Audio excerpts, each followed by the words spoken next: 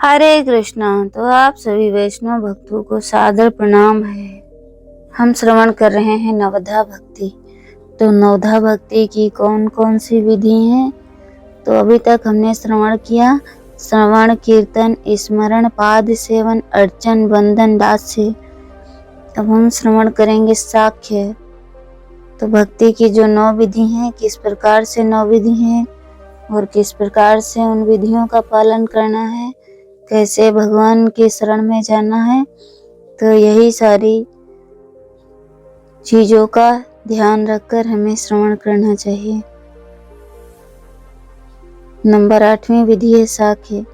अहो भाग्यमहो भाग्यम नंद गोप व्रजाकसाम यन्मित्रं परम आनंदम पूर्ण ब्रह्मा सनातनम।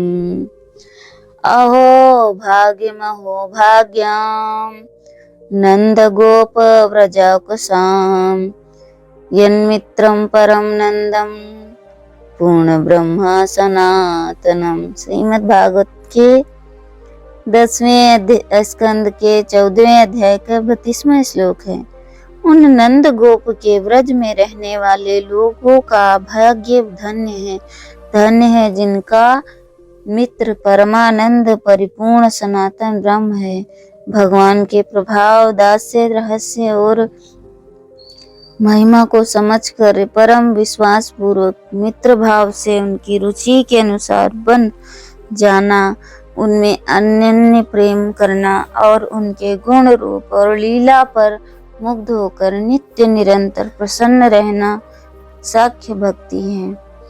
अपने आवश्यक से आवश्यक काम को छोड़कर प्यारे प्रेमी के काम को आदर पूर्वक करना, प्यारे प्रेमी के काम के सामने अपने काम को तुच्छ समझकर उससे लापरवाह हो जाना, प्यारे प्रेमी के लिए महान परिश्रम करने पर भी उसे अल्प ही समझना प्यार है।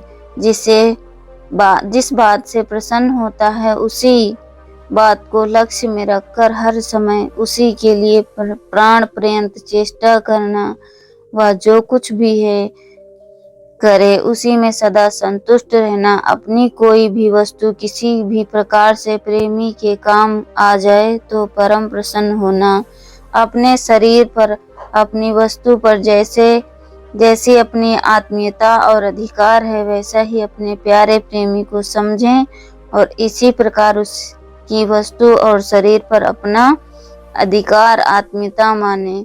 अपने धन, जीवन और देहादि प्यारे प्रेमी के काम में लग सके तो उनको सफल समझना, उसके साथ रहने की निरंतर इच्छा रखना, उसके दर्शन, भाषण, चिंतन और स्पर्श से प्रेम में निमग्न हो जाना, उसके नाम, रूप, गुण और चरित्रों को सुनकर, कहकर, पढ़कर और यादगार अत्यंत प्रसन्न होना, किसी के द्वारा मित्र का संदेश पाकर प्रसन्न होना और उसके वियोग में व्याकुल होना तथा प्रतिक्षण उनसे मिलने की आशा और प्रतीक्षा करते रहना आदि सखा भाव के प्रकार हैं। प्यारे प्रेमी को परम सुख हो, उनमें अपना साख्य प्रेम पूर्ण रूप से बढ़ जाए और उससे अपना कभी वियोग ना हो, इसी उद्देश्य से साख्य भक्ति की जाती है।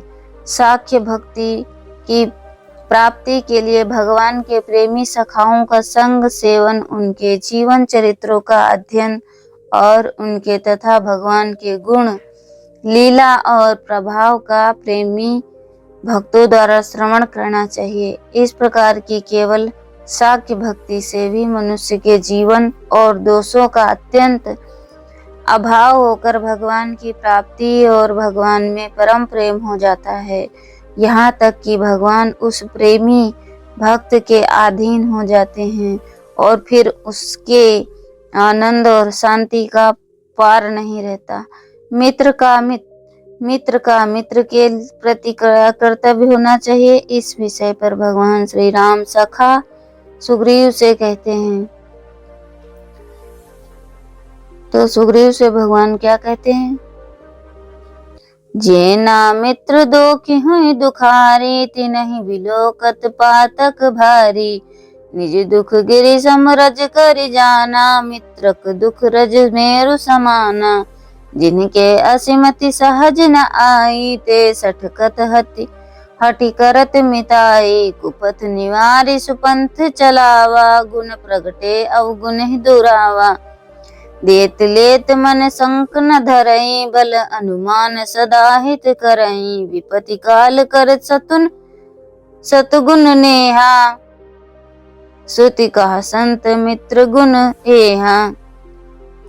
इस साक्य भक्ति के उदाहरण श्री विभीषण, सुग्रीव, उद्धव, अर्जुन, सुदामा, श्री दामादि ब्रज सखा आदि लंका विजय के बाद विभीषण चाहते हैं भगवान एक बार मेरे घर पधार कर मुझे कृतार्थ करें, और भगवान से इसके लिए प्रार्थना करते हैं। सखा की बात सुनकर भगवान प्रेम विभोर हो जाते हैं, उनके नेत्रों में प्रेम अश्रु आ जाते हैं और कहते हैं भाई तुम्हारा सब कुछ मेरा है, परंतु इस समय भरत की दशा का स्मरण करके मैं ठहर नहीं सकता।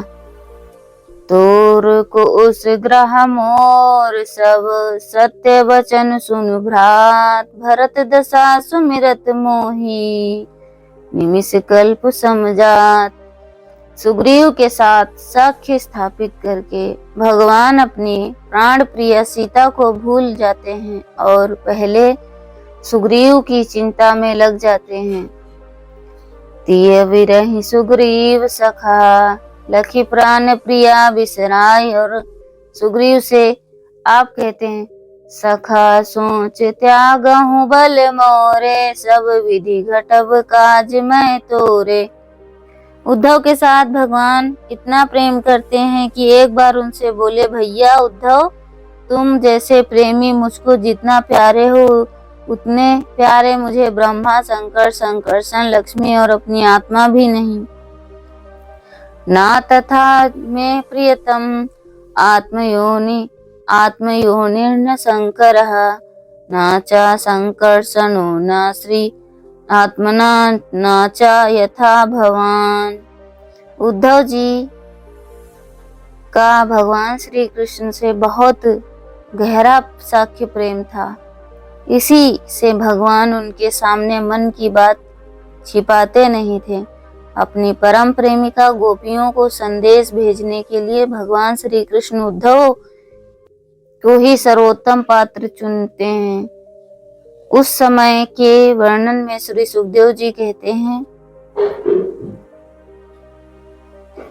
वृषि वीणा प्रवरो मंत्री, कृष्ण सिदाई सखा, शिष्यो बृहस्पते सक्ष दुर्गदो बुद्धिमता।